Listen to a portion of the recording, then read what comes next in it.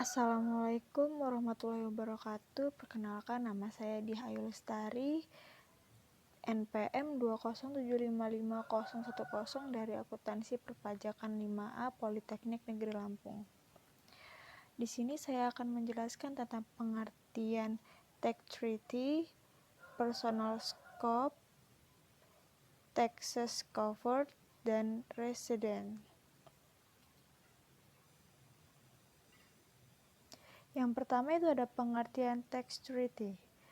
Jadi di sini pengertian tax treaty adalah perjanjian perpajakan atau tax treaty, atau lebih dikenal dengan persetujuan penghindaran pajak berganda, adalah suatu istilah yang dikenal dalam Undang-Undang Pajak Penghasilan atau PPH.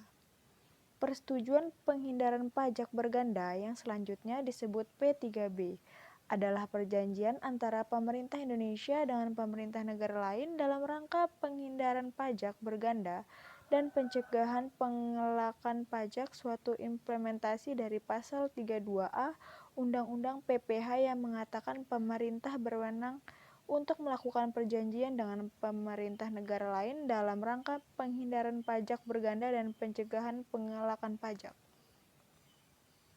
Selanjutnya ada tujuan tax treaty. Yang pertama yaitu menciptakan kedudukan yang setara dalam hal perpajakan. Jadi, setiap negara memiliki aturan sendiri mengenai besarnya pajak yang dibebankan kepada wajib pajak. Tentunya, jika P3B tidak diterapkan, maka pendapatan pajak yang diterima oleh masing-masing negara tidaklah sama dan tentunya akan ada pihak yang dirugikan. Sebab itulah tax treaty dibuat agar terjadi kesetaraan pemajakan antara dua negara dengan menjunjung prinsip saling menguntungkan. Yang kedua ada mencegah pemajakan berganda, yaitu untuk pelaku usaha yang menjalankan bisnis di negara A namun tinggal di negara B, maka tak perlu membayar pajak di kedua negara tersebut. Tax treaty Indonesia misalnya berisi perjanjian mengenai kewajiban membayar pajak sekali saja, yaitu di negara domisili. Dengan begitu, pemajakan berganda bisa dicegah dan laba usaha yang didapatkan oleh pembisnis tidak mengalami pengurangan yang besar karena harus menanggung pajak di kedua negara. Yang ketiga yaitu mendatangkan modal dari luar negeri. Jadi perekonomian yang sehat tak hanya didukung oleh modal dari dalam negeri saja. Semakin banyak pengusaha asing yang mau menanamkan modal di dalam negeri, akan semakin meningkat pula kondisi perekonomiannya. Salah satu hal yang ditakutkan oleh pengusaha asing adalah tingginya beban pajak yang harus dibayarkan. Terlebih mereka juga harus membayar pajak di negara asal. Namun dengan hadirnya tax treaty, permasalahan tersebut akan terselesaikan. Kemudian di sini kita masuk ke bab personal scope atau lingkup pribadi, taxes covered atau ditanggung pajak, dan resident yaitu tempat tinggal. Yang pertama ada personal scope atau lingkup pribadi. Pasal dan ayat ini mengatur tentang kepada siapa sajakah ketentuan dalam treaty yang bersangkutan bisa diterapkan. Di sini diatur ketentuan tentang siapa saja yang merupakan orang pribadi, badan usaha, dan entitas lainnya yang berdasarkan treaty tersebut dianggap sebagai penduduk dari salah satu negara yang terikat perjanjian termasuk di dalamnya orang pribadi, badan atau entitas lainnya yang dianggap sebagai penduduk dengan status kependudukan ganda. Biasanya di sini tidak diaturkan lebih lanjut definisi mengenai penduduk maupun perihal kependudukan ganda. Kedua hal tersebut diatur dalam klausul lain yang dalam klausul tentang ketentuan umum dan tentang resident. Oleh karena itu, pengertian personal scope berkaitan erat dengan pengertian-pengertian dalam dua klausul tersebut. Yang kedua ada taxes covered. Di sini diatur tentang jenis-jenis pajak yang perlakuannya menggunakan ketentuan dalam tax treaty yang bersangkutan. Jenis pajak yang diatur di sini akan mengikuti ketentuan sesuai tax treaty dan mengabaikan ketentuan internal yang berlaku di masing-masing negara. Dalam beberapa hal, ketentuan suatu tax treaty memiliki kekuatan yang berada di atas sistem perundang-undangan yang berlaku secara internal di dalam suatu negara. Aturan dalam tax treaty hanya diberlakukan untuk jenis pajak langsung seperti pajak penghasilan atau PPh. Atas pajak tidak langsung seperti pajak pertambahan nilai atau pajak yang dipungut oleh pemerintah daerah tidak diatur dalam tax treaty.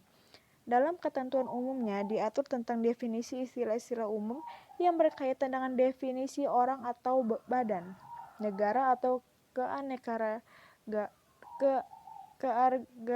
kewarganegaraan, lalu lintas internasional, badan usaha, dan lain-lain.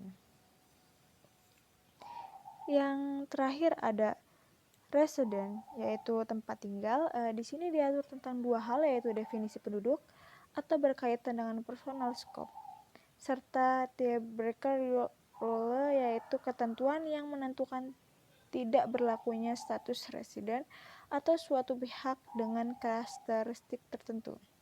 Definisi penduduk sebagaimana diatur dalam paraf pertama klausul ini adalah setiap orang pribadi atau badan yang berdasarkan ketentuan internal suatu negara dapat dikenai pajak di negara tersebut. Dengan kata lain, penduduk adalah subjek pajak dalam negeri suatu negara yang dikenai pajak sesuai dengan ketentuan perundang-undangan lokal yang berlaku di negara tersebut.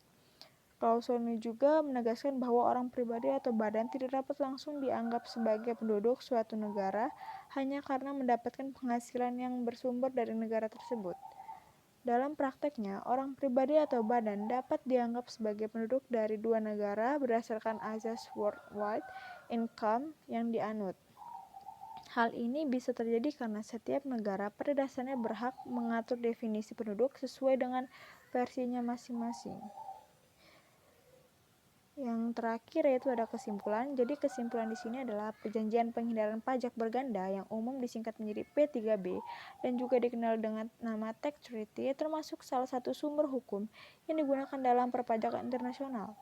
Perjanjian penghindaran pajak berganda ini adalah perjanjian internasional di bidang perpajakan antara kedua negara yang mengatur pembagian hak pemajakan atas penghasilan yang diterima atau diperoleh penduduk salah satu negara atau penduduk kedua negara dalam persetujuan itu.